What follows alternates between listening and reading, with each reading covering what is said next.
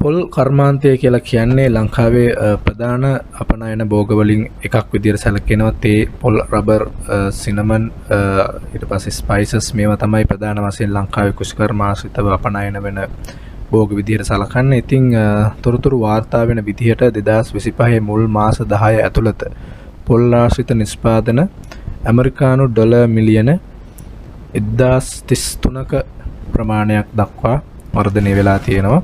මේක 2024 වසරට සාපේක්ෂව ගත්තොත් මුල් මාස 10 ඇතුළත ගත්තොත් 60%ක වර්ධනයක් විදිහට තමයි පෙන්වන්නේ. මේක ඉතා විශාල තත්ත්වයක්. එහෙම නැත්නම් ඉතාමත් හොඳ තත්ත්වයක්. 60%ක වර්ධනයක් වෙනවා කියලා කියන්නේ ඉන්ඩස්ට්‍රි එක. මේක සාපේක්ෂව ඉතාම හොඳ තත්ත්වයක්.